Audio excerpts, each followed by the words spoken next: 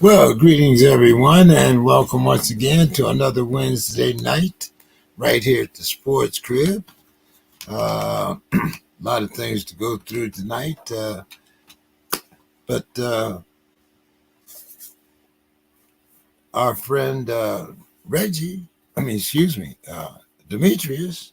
I know Reggie probably wish it was him, but our friend Demetrius is over across the pond in Belgium, so he won't be with us tonight. Uh, Bo is still having Comcast issues, and Bill, I believe, has 7 more weeks until the draft. So, in the meantime, if you're on YouTube, you can like and subscribe to our network here. Uh, you see on the bottom, our Cash App is $JEK3, and all proceeds go to the Sports Crib. The different contests and things that we have. So if you'd like, you can always, as I say, subscribe and donate. I see Dave is here, and so is Reggie. So let's get this show on the road here. How is everyone doing tonight? I wish I was in Belgium. Doing That was okay. a very accurate statement that you made there. Absolutely. But I'm doing pretty good otherwise. Yeah, I saw your reply there on the group note there when he said he was in Belgium. Very nice. So, but this from a man who's just come back from Korea, right? Yeah, okay, you know. So, yeah, right. All right, where's that little bot? Yeah, there it is. But my son Max is heading over to Belgium in a couple days. Oh, nice. Everybody's going to Belgium, huh? He's going to try to get a job there. So we'll see what happens. Oh, wow. That's interesting. A very technical guy. Does he work with windmills and stuff? No. Actually, a friend of ours works for the train system there. And his initial job will be as a train rider. They'll pay him to ride the trains. Okay. Wow. And then I guess he does evaluations, and then we'll see where it goes from there. So he's getting pretty excited. Yeah. Are you looking for anybody else to go to Belgium just to ride the train? Max was actually born in Belgium. He was born in Brussels, so for him it's a little bit of a homecoming. Well, wow. Hey, I can adapt to ride. I'm versatile like that. But anyway, let's talk a little sports tonight. Hopefully, let's see if well, like I said, Bill's gone and Bo's gone and Demetrius is gone, so it's not a lot tonight. So, guys, let's start out kind of appropriately here. Do you want to do Sue's Corner before I go into the Louisiana governor or after, Dave? I can do it now. Okay. Get it out of the way. Yeah. So Sue's Corner. This week, the voters of Jackson County voted against raising the sales tax rate in their county to pay for the renovations or rebuild of Arrowhead Stadium, home of the Kansas City Chiefs. Chiefs team president Mark Donovan had threatened the team could leave if the measure didn't pass. It could have been an attempt merely to scare voters into extending the 3/8 of the cent stadium sales tax. Will this be a new trend? Could this finally be a wake-up call to NFL owners? I would be curious as to how many of the residents of Jackson County are actual season ticket holders or are even able to afford to go to a game. 13.4% of the population live below the poverty line, a number that is higher than the national average of 12.6%. So these are the people that are supposed to renovate your stadium for you. Yes, I understand that stadiums employ people, usually minimum wage jobs in food service, maintenance, and ticketing. But to ask them to also pay for the stadium, it would be like asking me to chip in and pay for my office's rental space. the Kansas City, according to Forbes magazine, Kansas City Chiefs revenue was $540 million in 2022, and the team's net worth was $4.3 billion. So what am I missing here? You mean $1 billion, right? Well, their revenue was 540 million. Their net worth is 4.3 billion. Yeah, that's what I was going to say. I thought I figured it had to be with a B there, Oh yeah. That's we kind of went through that out here in San Diego, and I'm not saying that San Diego. I mean, I'm sure that San Diego is much above the poverty level, even though some people do live in poverty out here. But anyway, when they wanted the Chargers wanted the citizens to build them a new stadium, and Spanos threatened to move, and they packed his bags for him. Could be the same thing. Wouldn't that be interesting? And another interesting fact, a lot of the vendors that work that do the stadiums out here, such as what Sue was talking about, the hot dog vendors, the ushers and things like to the stadium. A lot of those people are volunteers. Or volunteers. Interesting. Yes. Some of them, they're connected with drug programs or rehab programs or sometimes kids' vocational programs, and they use those people to come in to serve, the hot dogs and that. I mean, it's not too hard to take a hot dog off that rolling machine, put it in a bun, and put it in a piece of aluminum foil. So, a lot of those are not paying jobs, even though you see a lot of people in that stadium doing those jobs. In Pittsburgh, it is, and they actually advertise. They're looking for employees all the time. Yeah. So it was the Padres stadium, but as I said, when you go to those certain specialty booths or like certain concessions, but depending upon who's running them, some of those people could be volunteers, but they also hire a good number of people too, Yeah, I've always just liked the example that Atlanta set whenever they slashed the prices of their concessions. And I've sent letters to Art Rooney about that because, ironically, they slashed their prices, but their revenues actually increased for concessions because they made them more affordable. Because I don't buy concessions when I go to games. I tailgate, and once I go into the stadium, I'm not going to pay $10, $12 for a beer, or like a beer and a pretzel is like $15. It's crazy.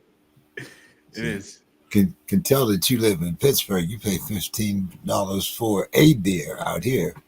Goodness gracious! You don't even get the pretzel. No, the pretzel. The pretzel's another $5. You want mustard? You can get the mustard for free though. But I hope what Atlanta did. I hope that it sticks, and I hope that it spreads. I thought it was a great move. All right, guys. As you know me, another controversial topic. Reggie, you missed the one last week, but here's the one for this one. Here's the new one for me. Governor of Louisiana, Jeff Landry, calls for the Louisiana Board of Regents to create a policy mandating that student athletes be present for pregame national anthem or risk losing their scholarships. Now, I'm going to sound like an old curmudgeon here because I remember when our coach, that was usually the time for him to take us through our pregame. The band was out on the field, and usually we kind of snuck on the field between the national anthem and the start of the game. I don't know if they still do that, and this was even present in the lacrosse games. I don't know, Dave. You go to a lot of the state wrestling matches. Do the coaches use this sometimes as the time to go through things with their star players, and then after the national anthem, the players, that particular player, maybe the coach come out, or is it kind of, do you see the whole wrestling team out there? Yeah, no, usually for like a wrestling tournament, like at the Big Ten tournament and everything, everybody stops. If you're out on the floor, you stop whatever you're doing. Now, there may be wrestlers in the back that aren't out on the floor. Well, I don't know what they're doing, but whoever's like out on the floor, they stop whatever they're doing. And then of course, like in the NFL and football, that's become a part of the tradition, I guess, because you have both teams lined up across from each other, along their sidelines. So, but I'm sure that depending on what the sport is, and they don't necessarily play the national anthem for every sport. I don't think for every sporting event. But I think, some things take place out of sight where they might be prepping players and stuff like that. But generally speaking, the players that are on the field during the national anthem, they stop what they're doing. And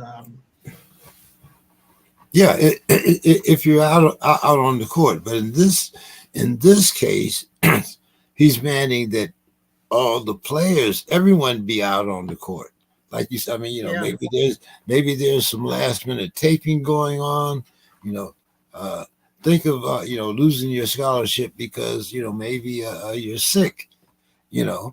And I mean, Reggie, what do you think about this? Much to do about nothing. This is not going to, I mean, the great thing, here's the guys, when it comes to sports, especially, we can have all the blustering. It could be all of the posturing, especially from a political standpoint. I totally get the posturing element of it. But at the end of the day, it's going to be about wins and losses. If your team is losing, you best believe those scholarships will come right back to that school because it'll cause it revenue.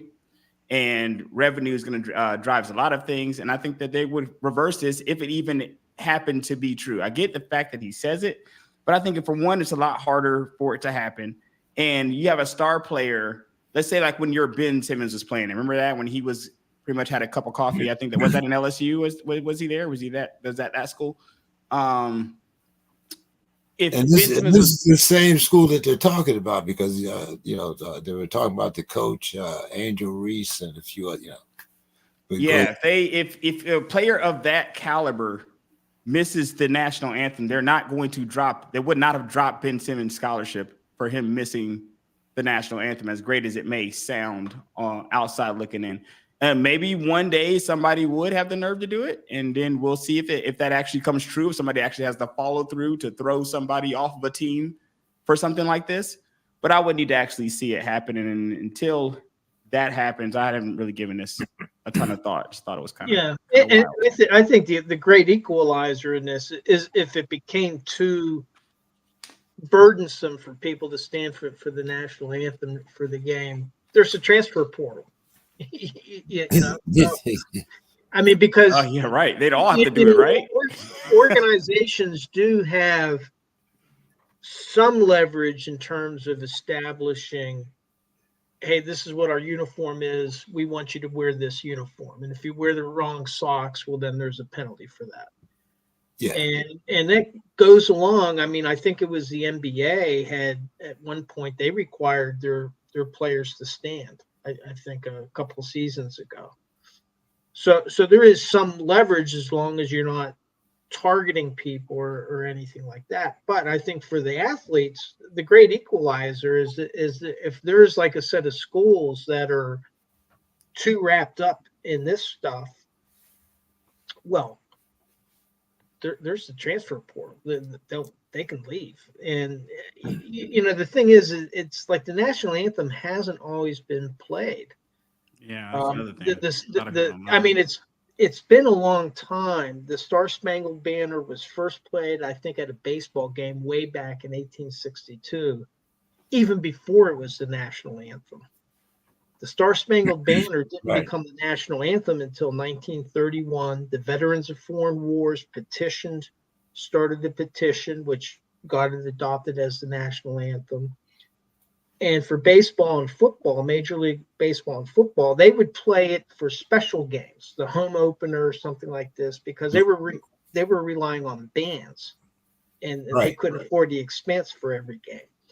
But during World War II, in support of the war effort, they started playing it. Both Major League Baseball and the NFL played it for every game. And then I know Elmer Layden, who had been the NFL commissioner during World War II, he said, well, we're going to continue following that because, quote, we should never forget what it stands for, unquote.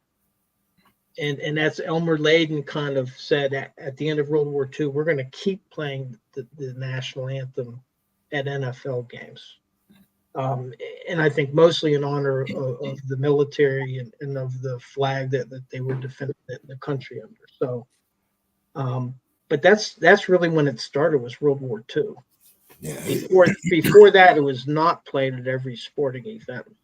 It always kind of amazed me when we used to sing America the Beautiful. We had to learn the second verse. But I don't think anyone's ever had to learn the second verse of the Star Spangled Banner. But that's enough for my politics for tonight. Anyway. I think it's the third verse that you're referring to, by the way. It has four verses, and I think it's the third verse. And there's controversy about what Francis Scott Key meant by the word that he had in there. I mean, different times, different eras, like you speak of the basketball players. I remember when it was mandatory for basketball players to wear suits. So I mean, things change. I'll try to clean the game up a bit. That's the clean the game up days. Yeah. Running around here. Well, I'll use a military example. There was what used to be called the Fat Boy program. So, basically they would test your BMI. They would have these charts by your height and your weight. And if you exceeded the weight for your height, then you can get into trouble. Well, what the Army, and I'm sure the other services did, when they had too many folks in, well, then they ran that policy very strictly. And they could prevent a person from re-enlisting. Yeah. But then when they needed people, all of a sudden they relaxed that standard. And those same people could re-enlist. And so it just depended on what the circumstances were. And they adjusted accordingly. They said, hey, this is like, you need to have this in order to perform your duties. But depending on how bad they needed people, that's how strictly they applied the policy. Yeah, I remember some of the policy changes too, especially if you were in any type of elite unit. We should probably have Bill here now. But gentlemen, March Madness is upon us, and I know Jeffrey Fan is busy with the teams that are in the Final Four. So, gentlemen, UConn or the field? Reggie? Since I don't know much, I have to say UConn because that's what I've heard. That's what people have told me to say. So I'm just repeating what I've been told, fellas. Well, they have there's only 2 number 1s left now. That's UConn and Purdue. Purdue is playing, is it number 5 North Carolina State, or is it number 11 North Carolina? I believe it's number 5 North Carolina State. And they're having a nice run. That's been an interesting story there. Yeah. Yes, they have. It'll be the first, I think this is the first time they made the Final Four since Valvano, if I'm correct. And of course, UConn is started out as the favorite, and they had a 30-point lead in their game against Illinois, I believe it was, to get to the Final Four. Dave, have you been keeping up with these guys? Well,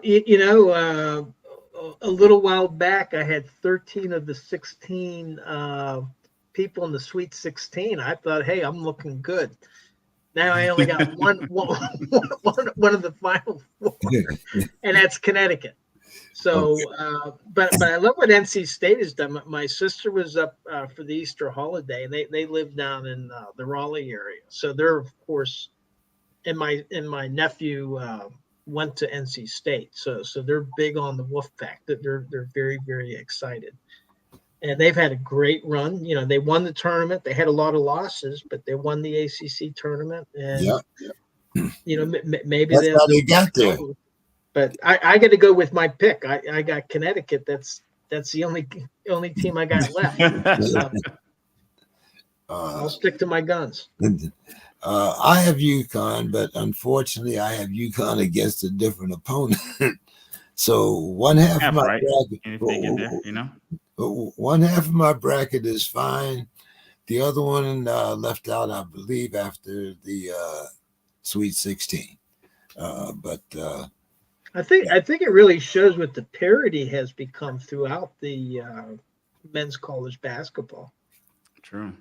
Well, we do say that every year, because I don't think that we have had a repeat champion that I can remember. Well, Connecticut could be it, right? Right. Didn't they win last year? Yeah. They would be the first. Actually, the women's tournament, with the game between Caitlin Clark and Angel Reese, LSU against Iowa. Great game, by the way. It had more eyes on it than the men. So 12.5 million. It's a lot of eyes. I did not watch the game, but we had our town hall Monday night. Yeah. And most of the people that were on the Steelers town hall Monday night were watching the Iowa LSU game. It's amazing. Right. And so it sounds like it really. My wife didn't. Sue didn't. Well, she watched the game. She doesn't like basketball to watch. For her, it's kind of boring to watch. But she said it was an exciting game. At halftime there was a question mark, and then I guess Caitlin came out and just started sinking these 3 pointers. Strong third quarter, yeah, absolutely. And what Sue was saying is that what she likes about the women's sports, like in women's basketball, is with men's sports it's more smash mouth, more, a lot of times there's not a lot of competition. A dominant athlete will take over. With women's sports, it just seems to be a little bit better balanced, according to Sue. But that Caitlin is just phenomenal. Yeah, they actually play basketball, offense and defense. So it's kind of a big difference. All right, gentlemen. It is baseball season. The Padres have already started here, man, and they've moved the homeless from downtown because, You just can't. You don't want the tourists to see stuff like that. This is San Diego, sunshine, blue skies.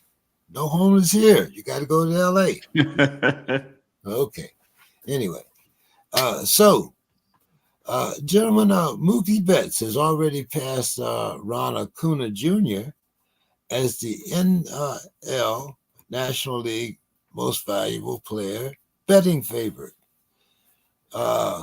Mookie, Ron, or the field? Dave? Well, it's interesting. I was looking at some of the projections based on both of their careers, their last couple seasons, and what they've done so far this year. And this one set of projections has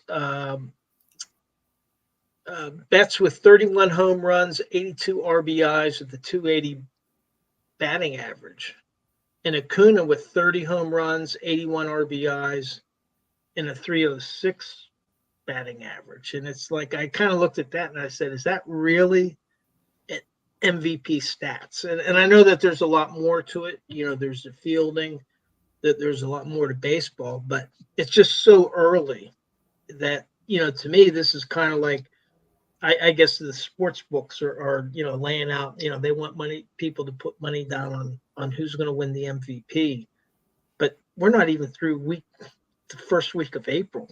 And so I think it's a bit early. I'll be interested to see how these guys are doing around the All-Star break. And I think that's a better time to kind of evaluate how individual players are doing as well as the teams. Dave, I think last year we were talking about the Pirates pitching and whether it was going to be the bright spot of the coming years. Right now, the Pirates are 5-0 unless things have changed. But how are the Pirates doing there, Dave? Well, I mean, 5-0. I mean, that's fantastic. But and I think I don't know if their game got postponed or not. It was raining here. They're supposed to be playing down here in Washington tonight. But I mean, it's a great start. I think the question is David Bednar gonna hold up as a reliever? He was the relief ace. He's the guy that held it all together last year. He's a little bit banged up, but will he hold it up through the season? But then they also got this guy Chapman. I can't pronounce his first name. But Chapman is another reliever, so that if Bednar does fade, they got another guy. The one that used to be with the Yankees? Chapman? Yeah. Was he a reliever for the Yankees? I'm not sure. I'm not sure where they picked him up. I think it's the same Chapman you're talking about. He's been around for a little while, but I think he's talking about Aroldis Chapman?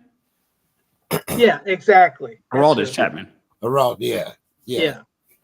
So I think he was still pitching out here. I didn't know he was still playing. Goodness, crazy. Oh yeah. They have him as a reliever, and then the thing that surprised me is the scoring that the Pirates have done. And maybe it's been the weather's been a little bit chilly on the East Coast, but they've scored 6, 7, 9, 9, and 8 runs in their 5 games, and they're not going to be able to keep that up.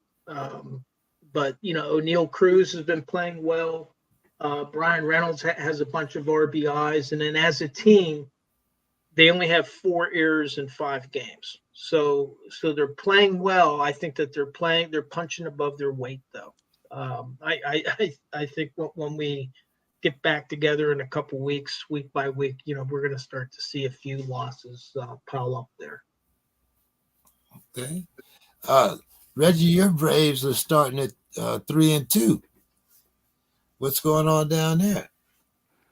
I wish we were 5-0, man. That's pretty much what it is.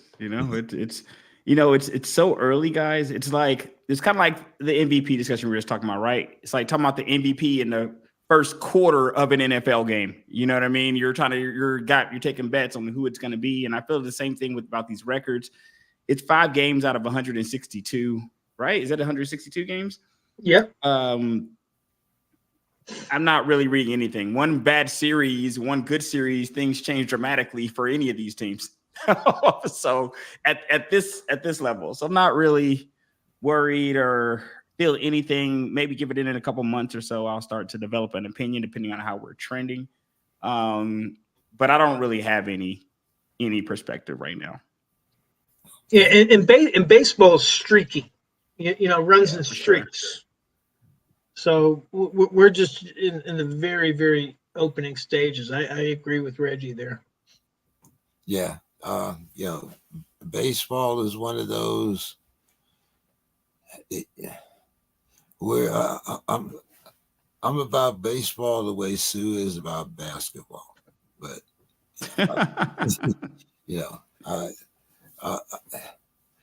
if I go to a baseball game, of course, I expect, to be there for a while. Like I said, I work in a concession stand down at the Padres. You have to be there a little longer than the crowd, but you can sneak out and watch, every once in a while. But you might watch a guy throw 6 pitches. You might watch, 1, 2, 3. You never can tell. But you have to be a baseball fan to go to a baseball game. I'll put it like that, at least for me. Okay, guys, it's going to be time for the play-ins pretty soon. So, Reggie, I'm going to ask you, the first eliminated from the playoffs. Of course, we're talking about after the play-in. The Lakers or the Warriors in the West, and the Bulls or your Atlanta Hawks in the East. And this is after the play-in, you're saying? Like, yes. If they were to get into the playoffs, and then what happens then? Right. Who's eliminated? Right. Because the Bulls have clinched. I mean, they whether no matter what happens, the least they can go is in the 10th spot. I feel like I want to look at the Warriors record, but I feel like we have the worst record on this out of these 4. When I want to go back and look at see what the standings are, but I think we've gone on a little bit of a streak as of late here. When without Trey, we've kind of been on a little bit of a streak. But I think throughout the season, we've been record-wise worse than these other teams. So it wouldn't surprise me if we were the first eliminated, or if the Bulls were the first eliminated. Neither one of those would be shocking to me. Are you surprised that the Lakers and the Warriors are in a play-in tournament again? Looking at the Warriors all year, I'm not. I think the Warriors, they should be kind of happy that they're like, points of the season you were written off at different points in the season. So if you get to this point, and I feel like it's something that they and the Lakers kind of share, even though I think I have a little bit more respect for the Lakers. But they've been written off at different points in the season, right? So you get to this point where you're even still alive and able to play for something. I think you got to feel pretty good about it. You're just going to have to go out there and prove that you're better than some of the top teams out there. Yeah. Makes sense. Dave, you want to comment on this? Or?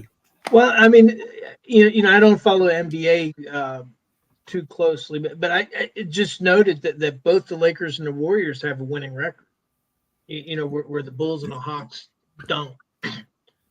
So definitely that West is treacherous out there. It shows how where the strength in the NBA is. But I found that interesting. Yeah, the West is very treacherous, and let's see, what is it? How many games they play? 83? 82. 82. Mm-hmm. So, the thing of it is that these teams play a lot against each other, and they still all have winning records. That's kind of amazing. All right, guys, let's get to the heart of the show here. Let's get to the meat of the program, the NFL. Wow, things fly when it's just a few people, right? So we got to call Bill. Where is Bill? Yeah, kill Bill. Where's Bill? No. Anyway. Okay, let's start with the NFL guys. A lot of speculation. Dave, will the 2024 draft make history with 4 quarterbacks being taken with the first 4 picks? Well, right now you have Chicago, Washington, New England, and Arizona have the first 4 picks. And you look at the quarterbacks on their current rosters. Chicago has 1 quarterback, Tyson Bagent. I've never even heard of the guy. They're drafting a quarterback. Washington has Marcus Mariota and Jeff Driscoll. Good chance that they're drafting a quarterback in the 2 position. The Patriots have Bailey Zapp, and then they got Jacoby Brissett. Are you really going to rely? I mean, I think that there's a good chance that they can get a quarterback, although I think that their quarterback tandem's a little bit stronger than the first 2. And then you got the Cardinals with Kyler Murray and Desmond Ridder. What are the Cardinals going to do? I think are the Cardinals going to cut bait with Kyler Murray? I mean, is that done? But it seems to have been kind of a up and down relationship there where they wanted to invest in him. They wanted to give him some players that he wanted, and where are they at? So there's a chance that 4 quarterbacks could be picked, but I think the wild card there might be the Cardinals, because they got to decide what's the future of Kyler Murray. Are they done? And then, and of course they got Desmond Ridder as well, who, not too long ago was, being talked about as maybe somebody that could be developed into a quarterback. So if I had to say, 4 quarterbacks in a row, man, I'm going to say no. And just simply because are there 4 college quarterbacks that are that highly rated that all 4 of these teams could use a better quarterback, but are there 4 college quarterbacks rated highly enough where they think that they're going to take them to the next level? And I'm going to say either probably the Cardinals and possibly the Patriots are not going to go that route. I think Chicago and Washington, they've got to. I don't think they have a choice. What do you think, Reggie? It is possible that the Cardinals could trade that pick. I know the Vikings are looking Exactly what I would do.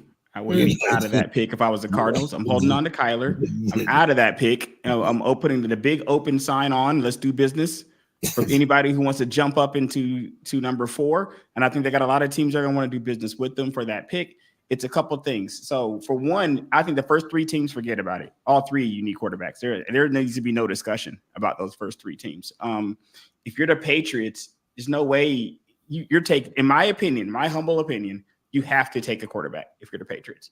So I think that all 3 of those first teams are going to go. So then the wild card for if there's going to be 4 in a row selected is going to be the Cardinals. The Cardinals, if I'm the Cardinals and I target a guy, let's say it's Marvin Harrison Jr., says whoever my guy is, I got to be able to move back into a way where I can get back and still get my guy at whatever pick I move back to. So you got to look at the teams picking behind you, say who might take a quarterback. If we know we want Marvin Harrison Jr., can I get him at 5 if I can get somebody into the 4th pick who wants a quarterback, who I know wants a quarterback? So they'll be there in the 4th pick. I get some compensation, but I'm not sure how far back they can move and still get the guy they want. So if you're targeting Marvin Harrison Jr., I don't think you can move back to like a 7 or an 8 or anything like that. I think he'll be gone before then. So you try to move back and see if the people in front of you just need quarterbacks. And I think that the Cardinals are in the catbird seat, in my opinion, for that pick, because I think a lot of teams are going to fall in love with a guy. We know what happens towards this season. We get down to the draft and teams fall in love with guys and take guys we never thought they'd take early, and some guys that we thought might go end up falling. So it wouldn't surprise me at all. It would surprise me if the Cardinals stayed in the pick and took a quarterback. I think they're going to run it back with Kyler. So they would surprise me, but it wouldn't surprise me if somebody jumped into their spot and end up getting a quarterback that way. But 4 in a row would be crazy, guys. That's just it's insane. Yeah. Or you could get the Cardinals to trade, to pick your guy and then trade him to you, depending on how that works out. Yeah, it would have to be something like that. Yeah, for sure. Yeah. Well, the other thing that does is if they do, you have other positions that are pretty, they say has a lot of talent. Tackle, I think wide receiver, and maybe a couple other positions. Well, now all of a sudden that makes it better for the teams that are back in the draft, because players that they thought might have been picked in the top 5, all of a sudden are available, somewhere like 6 through 10. And now that might encourage some teams to trade up in order to get somebody that they're targeting in a position of need. Yeah, that's true also. Reggie, talk to us about your Falcons there. As Dave just mentioned, Desmond is in the desert now. What's your plan of attack? Are you going to run Bijan this year for a change, or what? Yeah, I think they will. I mean, we don't have the same guy here any longer. That's one of the reasons he's not here. If he had ran Bijan probably a few more times, he might still had a shot of having that job. But so I'm pretty sure that the new guy is definitely going to run him. It's a matter of what we do in the draft at this point. The Kirk Cousins offseason move has me cautiously optimistic. The money's pretty serious. So I've asked a lot of other Atlanta fans, what do they want for that price? You just paid $100 million for a guy. What do you want for it? Do you want 9 wins, 10 wins, 11 wins? Do you want 11 wins and a playoff win? So a lot of people seem to think that we're going to need to get double-digit wins and at least a playoff win or 2 to make the money that we paid Kirk worth it. So it's interesting to see where we go in the draft. I don't mind us going another offensive player in the draft. I don't mind going another wide receiver. I don't think that, especially when you look at what the teams are doing, like what Houston just did with Diggs, it's an arm race at the wide receivers position. You better have 2-3 guys, man. Better have 2 or 3 guys. And right now, with our receiving core of Rondale Moore, I'm forgetting the guy from Chicago we signed, and Drake London. Oh, Darnell Mooney. Drake London, Darnell Mooney, Rondale Moore. I don't think he's going to cut it up against some of the better receiving cores that I've seen. Maybe these guys take massive leaps with Kirk Cousins throwing the ball. But I feel like right now we're going to need to get a wide receiver somewhere in this draft. And it's all things are pointing to us taking an edge rusher. I won't complain about that because it's such an important position in football. So I'm not going to complain about taking an edge rusher. But if a Malik Neighbors happens to fall to 8 and we don't take him, I'm going to be rioting. I'm going to be flipping tables down here, guys, if we don't take Malik Neighbors and he falls to 8. But otherwise, it looks like we're taking an edge rusher. Okay. Yahoo Sports NFL writer Frank Schwab says that these are the 5 smartest moves of the NFL offseason. Number 1, wide receiver Marquise Brown to the Chiefs, 1 year, $7 million. Wide receiver Keenan Allen to the Bears for a 4th-round pick. Defensive end Bruce Huff to the Eagles, 3 years, $51 million, possibly. Defensive tackle DJ Ritter to the Lions, 2 years, $22 million, only $7 million, $4.25 million. A lot of incentives there, man. A lot of incentives. And cornerback Kendall Fuller signs a 2-year deal. What are your thoughts, Dave? He said the 5 smartest moves. Well, I mean, time's going to tell, right? But some of these look pretty good. I mean, any move that you make, there's some inherent risk. But with Marquise Brown, I think, is he going to be a good fit with Kansas City's offense? He was obviously unhappy where he was, and this might be a big piece that the Chiefs have been missing since Tyreek Hill went to the Dolphins. and $7 million is not breaking the bank. Keenan Allen, he's getting up there in age, but he consistently gets 1,000 yards a season. If he can give them another 1,000 yards a season, maybe that'll validate a 4th-round pick. I think with Bryce Huff, I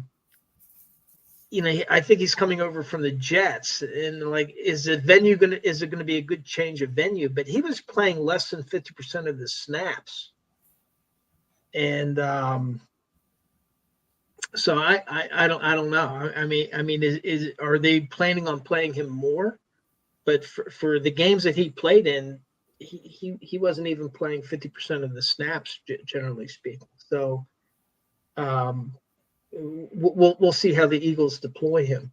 DJ Reader, he had a torn quadriceps tendon. So how's he going to look coming back from that injury? And especially, for a defensive lineman, those quads are real important to get the drive off of the line.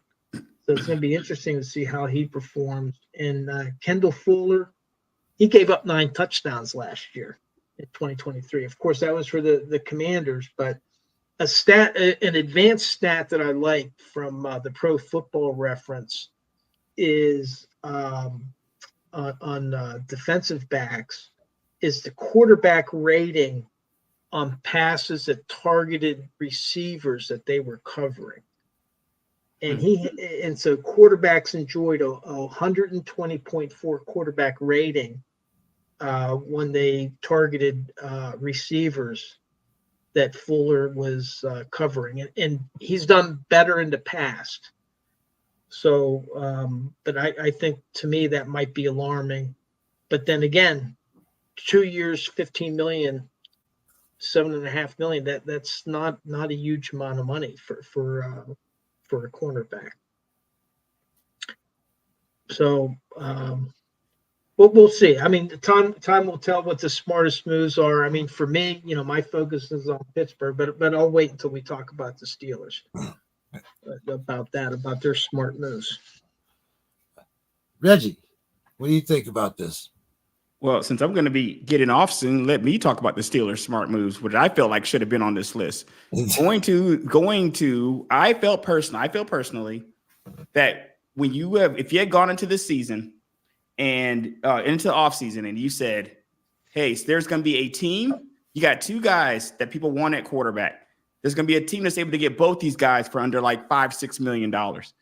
People would have been like, this is an incredible move. And that's what the Steelers were able to do. At their quarterback position, they were able to get 2 guys that people were targeting individually, and they were able to get both the guys in there. So I feel like that's one of the smarter moves. For less than $5 million total. Yeah, so I feel like if there's any smart move to be made, just for me, because I love to talk about the statistics and the money that goes involved with making these moves. That was one of the best moves that I've seen so far this offseason. And time will tell, like Dave said. Time will tell. Like, you never know if any of these moves are going to work out, right? And sometimes you make all these moves, there's all this fuss. You see the same 2 guys in the Super Bowl that you've been seeing the last few years, and it doesn't really matter. But I feel like those were some of the best moves. I feel like that should have been on the list. I do like the Marquise Brown signing. Like Keenan Allen, just like Dave said, if he can approach 1,000 yards, it's worth the 4th-round pick. Remains to be seen on Bryce Huff and Reader. I gotta kind of see how that shakes out. I like Fuller. That QBR stat is pretty telling, though. But like you said, at $15 million for 2 years, you're not exactly paying him shut down corner money either. So I don't mind that move. I don't mind. But this is all question mark status. We'll see what happens here coming into the season. Reggie, here's the top 6 free agents left on the board. Who do you think gets signed next? Quarterback, Ryan Tyler Boyd, Logan Thomas, Calais Campbell, Guys, Xavier's been out there for a while. I'm surprised that he's still out there. Maybe Dave will talk about that a little bit later on too. But you don't think any of these guys will get signed next? I think they all. I think I like all these guys, with the exception of Tannehill. I think all the last. So a couple of question marks on this list for me are Tannehill and Calais, because I don't know if Calais is coming back. You know what I mean? He's older. You don't know if he's going to come back. I think he had an injury issue towards the end there, so I'm not sure if he comes back. Those are question marks. But a Tyler Boyd, a Logan Thomas, Howard, and Justin Simmons, I think, can help a football team somewhere on their team. I think these guys will be helpful to have out there.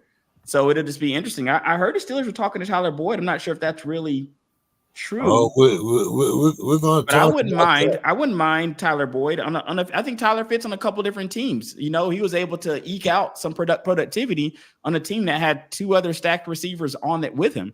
He was still able to kind of eke out a name and some productivity for himself. So imagine if he goes to a team that doesn't have that kind of talent stacked up there. So I think that he's a few different places can use him. And same thing with Logan Thomas, a competent tight end, catch the ball. So I think at least four of these guys, Boyd, Thomas, Howard, and Simmons, would be interesting to me if I was a GM out there. And I really like maybe Boyd falling first, but, you know, I think all these guys can help somebody. Dave, what's your thoughts? Yeah, I think, you know, in terms of who might be the first to go, I think with Boyd, it's just a matter of money. You know, that's he wants to earn some money, and I think that might be, that's why he hasn't signed yet. And you know, he's 29. He's been flirting with Pittsburgh. You know, he's a Pittsburgh guy. You know, would love to have him back, but we'll see. I'm like Reggie said, there's a number of teams that he could go to that he would contribute. For the Steelers, they got a hole at wide receiver since they traded Deontay Johnson to the Panthers, and I don't think that they've filled it yet. Ryan Tannehill, he might end up with the team somewhere, but I think teams are going to wait until they have an injury or something happens there. I mean, there's no rush to sign him now. Logan Thomas, I mean, injuries have been catching up, but he's still only 32, and he can be a dangerous receiver. Calais Campbell, who knows? I mean, he's 37, so you would think not. But wow, you know, if he wants to still play, I mean, you know, he's shown that he can still be, you know, a little bit productive. I just don't know how much more he wants to endure. Justin Simmons is coming off of a Pro Bowl season in 2023, so. And in comparison with that QBR stat, he had an 89.1 QBR stat for the people he was covering, and Xavier Howard had an 81.3 last season, which is that's good. I think if you can hold that QBR stat to under 90, then that means that you're covering your receivers well. You're not giving up too many catches and not too many touchdowns, and I don't think any of them had many interceptions, but I think that they're other than Tannehill or Campbell, I think that they're all viable. But I would see Boyd going first. He has youth going on his side, and I think he's been healthier than some of the other guys that are on here. Yeah, when the Bungles' two wide receivers went down, he was last man standing, and then he got hurt too. But gentlemen, let's talk about what happened today. The big surprise: the Bills trade wide receiver Stephon Diggs to the Texans for a 2025 second-round draft pick. Now that means that the Bills take a $31 million dead cap hit. Do you still think the Bills will repeat as kings of the AFC East? And who is Allen going to be throwing to, considering that they've lost what, 3 of their first 5 receivers on their depth chart. Reggie, you want to take that one? Yeah, rough year, man. Like so far, I mean, maybe they're hoping to go to the draft. The draft is to be a lot of receivers, but it seems like when you have 30 teams coming to the draft with the same thought pattern that we'll fill our season. I don't know if there's 50 receivers in the draft. I'm not sure there's enough to fill all the holes to where teams are just trading all their guys. Chargers did the same thing. They traded all their guys, and it's kind of like is everybody hoping to rebuild their the whole wide receiving core in the draft? Or maybe that's why Tyler's number can stick if this keeps up and people are just trading away all their guys. I don't know really what the thought pattern is here. I'm not sure what the strategy is. This is amazing for the Texans. Oh, forget about it. Amazing. I love the Texans offseason. I love the Texans. They're going after it. They're being very aggressive. They're 2 years removed from picking second overall in the draft, and we're able to turn that into a playoff run. And now it seems like they're building on that run aggressively, which you really got to do when you have a quarterback on a rookie contract. You got to go for it. Got to start going for it now, putting some people around them. So I really like the move for the Texans. But I don't know I don't see how you can put the Bills as a favorite until you figure out what's going to happen to the other team. Does Aaron Rodgers come back? Does Miami still kind of, Miami is a pretty good regular season team as the Bills have been in the last few years, but they still have their receivers and the people they're throwing to, and they're getting better. I think the Jets got a little better at the receiver position, and I'm not sure what the Bills are doing. So it's hard to say that they will repeat as kings of the AFC East until we can figure out who Josh is throwing the ball to. Who's he going to throw to? What's your thoughts there, Dave? I'd like to know what the rest of the story is. There's got to be more to the story. There seemed to be some discontent throughout the year. Well, yeah, I was going to say with those two guys. Started last year when they had the squabble, and everybody said, nothing to see here. Look away, and all of a sudden we see Stephon Diggs is he did this to Minnesota, guys. Diggs has done this a couple times. Right. And he had, last year he had 107 receptions. The next wide receiver was Gabriel Davis with 45. And then Khalil Shakir had 39. So maybe Tyler Boyd will go to Buffalo. Get him 100 balls thrown at him, I mean, but they have to do something, and I don't think it can just be through the draft. I mean, it's supposed to be a deep wide receiver group, but I mean, how many wide receivers are you going to draft? So I just think for a team that's been very strong, maybe they've peaked. Because how many weapons can you lose like that? Before it impacts your win-loss record. So we'll see. I think that they're going to have to draft a wide receiver, but they also might be in the market for trying to trade or to sign a free agent, like Tyler Boyd, for example, who we were just talking about. It's interesting, guys. They had trouble getting over the hump even with their guys. So you had trouble getting over the Patrick Mahomes hump with Gabe Davis, with Stephon Diggs. You just saw from the example that you just made, Dave, about roughly 150 catches are leaving, have just left in the offseason. 150 receptions just left.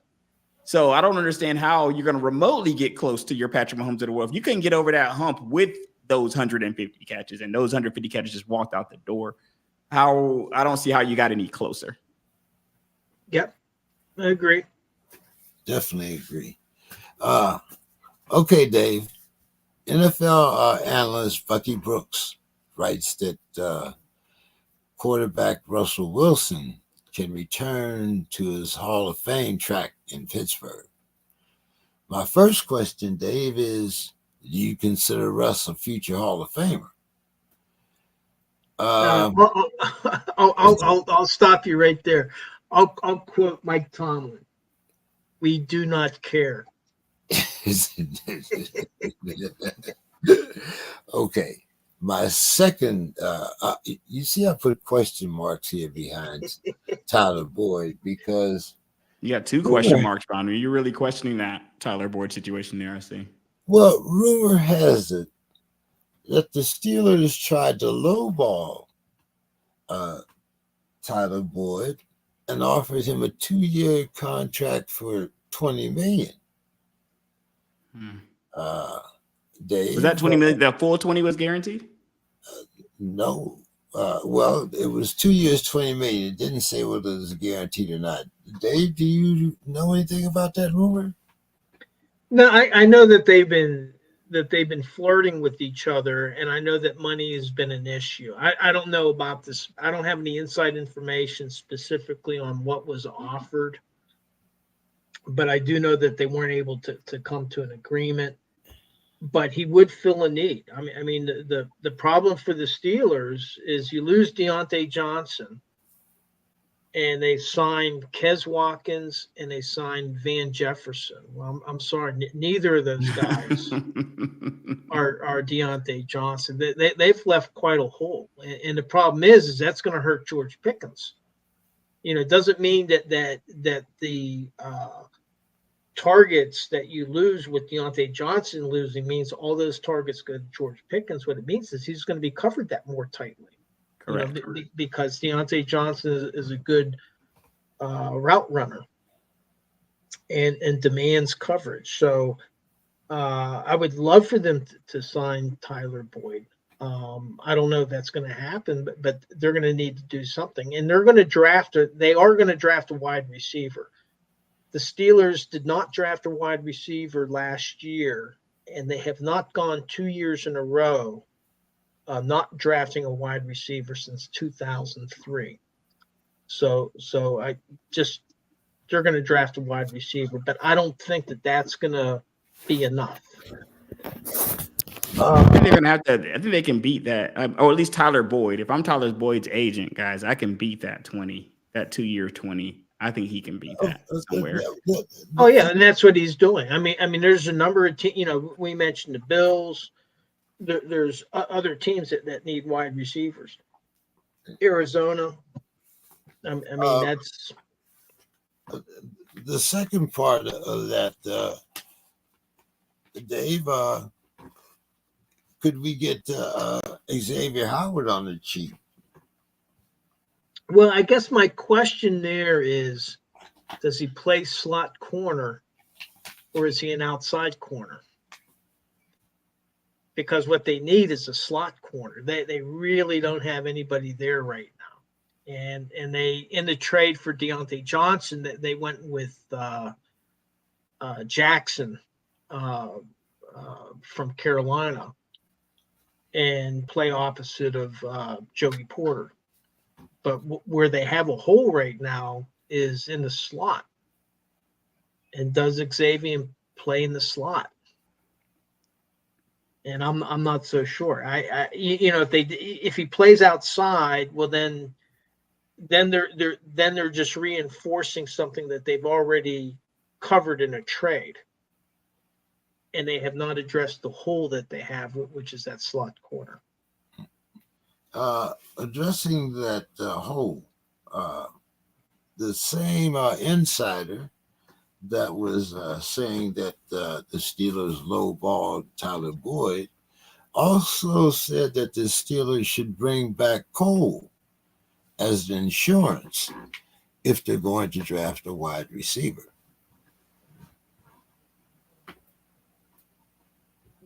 Mason Cole? Yes.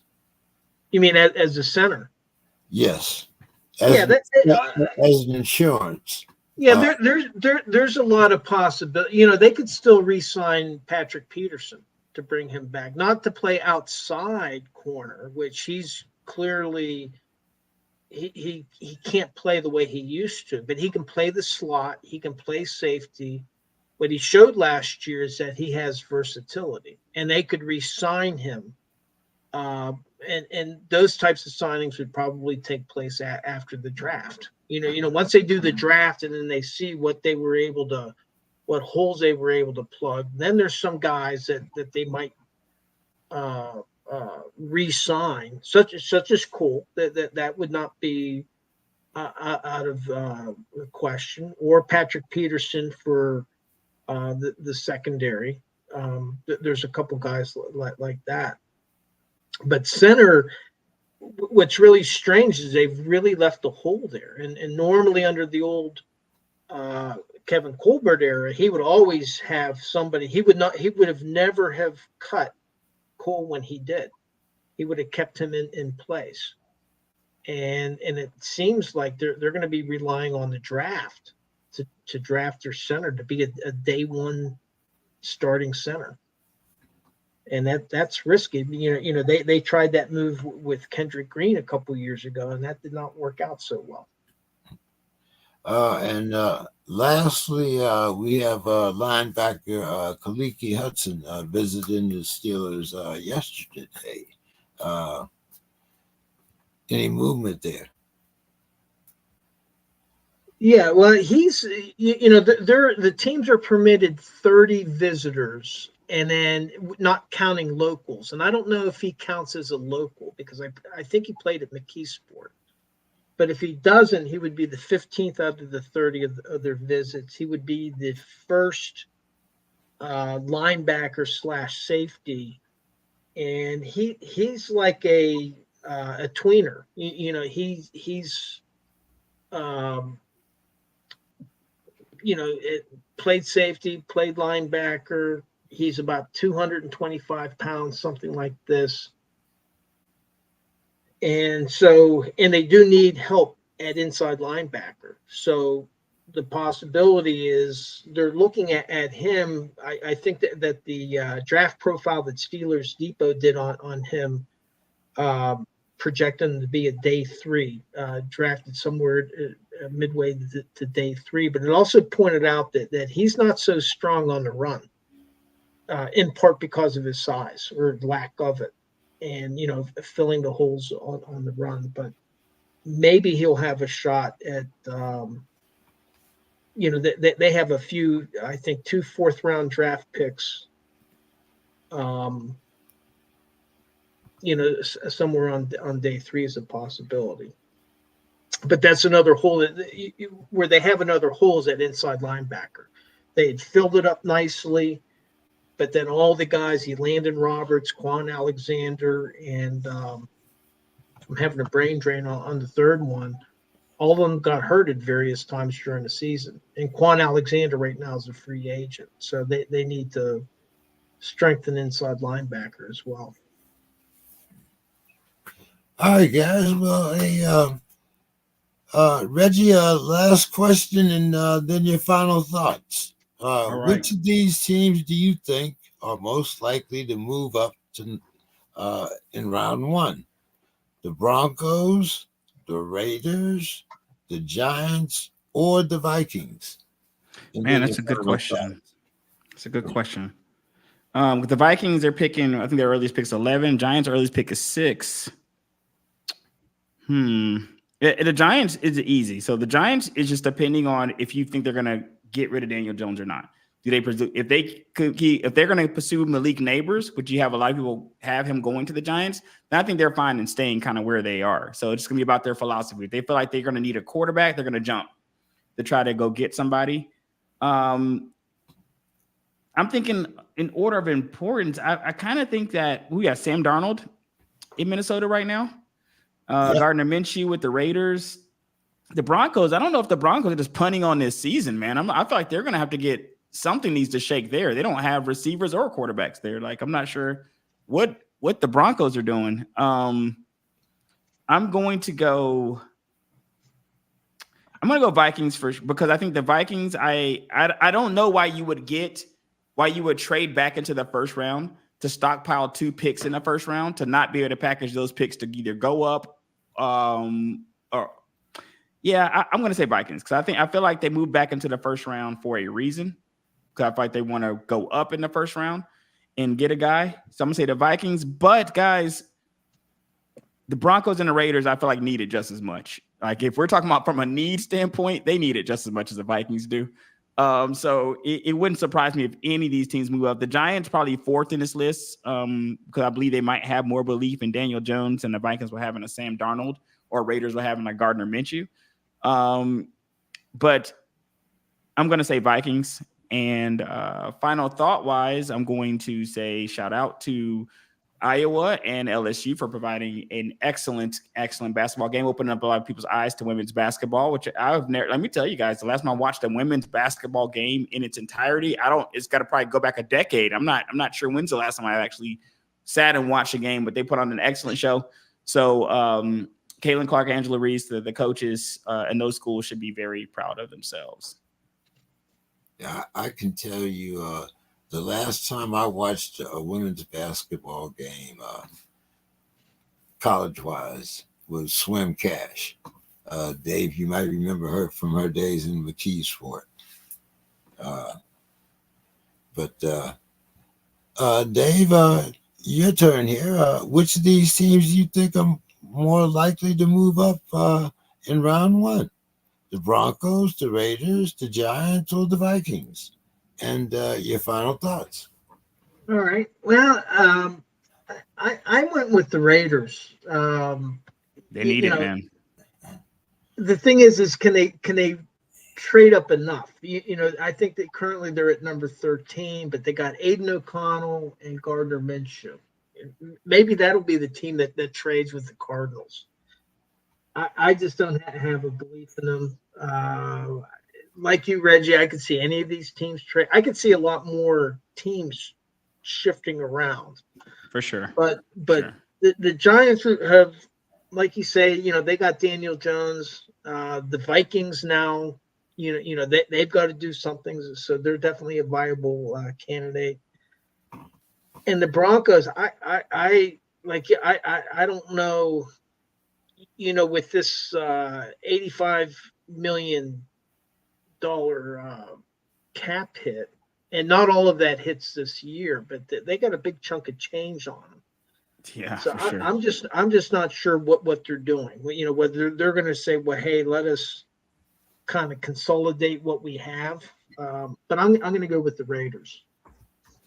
And Dave, about that cap hit, is that are they paying Reggie for 2 years or just one?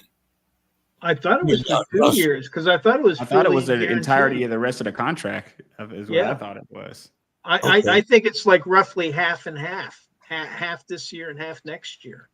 Well, he got $38 million this year, and the Steelers only had to put in 1.2. Yeah, we helped them out a little bit. Well, chipped in a bit. Well, we paid his tax. We'll put it like that. We paid his taxes. But is it also true that they'll be paying him $38 million next year, and the Steelers will still only have to pay him 1.2? Well, no, the Steelers only signed him for a year. Was it a year or 2 years? I thought they signed him for 2 years. Yeah, I would have to check that, but I'm pretty sure Denver's on the hook for both all of it except for whatever the 1.2 million, whatever the Steelers paid them. Oh, okay, all right. Final thoughts, Dave. Sorry I interrupted you there. No, not at all. It is a 1 year too, by the way, guys, for Russell Wilson. Yeah, because they're talking about at the end of this year, then they're talking about signing him to a new contract. But extending. I think that Denver would still owe him.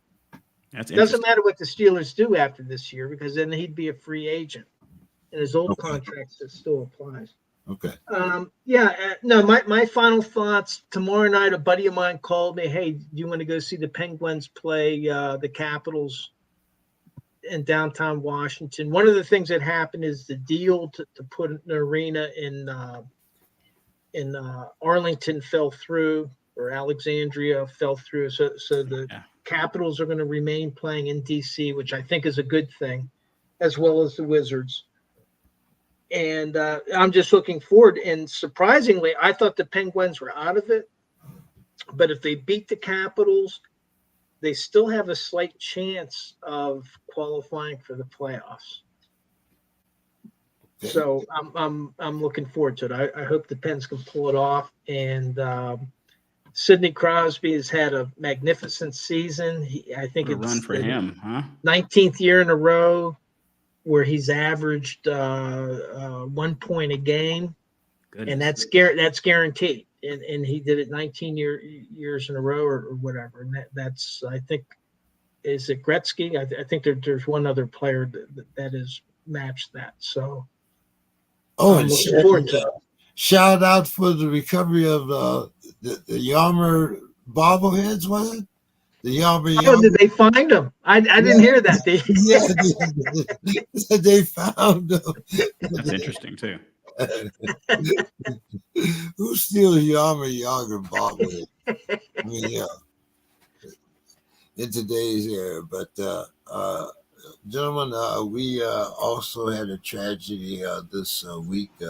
Vontae Davis passed away, and a lot of us, remember his good play and his status as a football player. A lot of us remember him walking off the field at halftime and saying, "I'm retired." At the age of 35, no family should expect or have to go through this, but such is life, and we should all take note. Whether you're an athlete in their prime, or whether you're a young child, or someone my age, you never know when you take that last breath. So always be conscious of, how you treat others, mostly. Okay, guys, I'll see everyone next week, and we'll talk about, I guess we'll talk a little bit more baseball. We'll be 10 games into the season. I was going to say, we'd have doubled our season at that point. Bucks are 10-0. Hey, from your mouth to the old man's ear up there, Dave. 10-0. All right. Okay. Well, have a good weekend, guys. Appreciate your time, and hopefully we'll see some of the other guys next week. Have a good All right, guys. Take it easy. Have a good night, guys. Guys. All right. All right, Dave. You can get your work done.